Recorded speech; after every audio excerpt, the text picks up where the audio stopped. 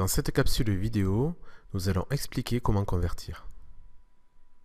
Tout d'abord, il faut connaître les sous-unités kilogramme, hectogramme, décagramme, gramme, décigramme, centigramme et milligramme. On aurait pu faire pareil avec des litres ou des mètres. Nous allons convertir 124 grammes en centigrammes. De grammes en centigrammes, il faut faire un saut de 2 sous-unités.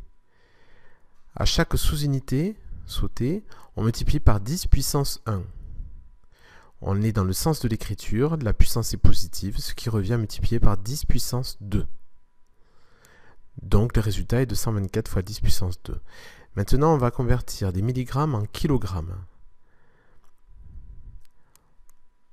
On va donc faire plusieurs sauts de sous-unités, de la droite vers la gauche. Cette fois-ci, on va multiplier donc par des puissances négatives.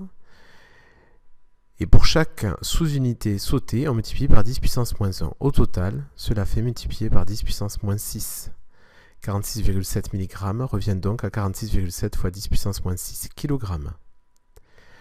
Voyons maintenant les conversions de surface. Le principe est exactement le même, sauf que les sous-unités, cette fois-ci, sont kilomètres carrés, hectomètres carrés, etc.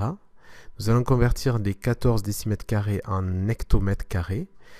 Le principe est rigoureusement le même, on part de la droite vers la gauche, donc ce seront des puissances négatives, mais cette fois-ci, c'est fois 10 puissance moins 2. Ainsi, pour passer des décimètres carrés aux hectomètres carrés, il faut multiplier par 10 puissance moins 6. On aurait pu faire pareil dans l'autre sens, les puissances auraient été positives. Conversion de volume cette fois-ci. Les unités, cette fois-ci, sont au cube. On souhaite convertir 32 décamètres cubes en centimètres cubes. On descend vers la droite, des décamètres cubes vers les centimètres cubes. Et cette fois-ci, on multiplie par 10 puissance 3. Autrement dit, cela revient à multiplier par 10 puissance 9.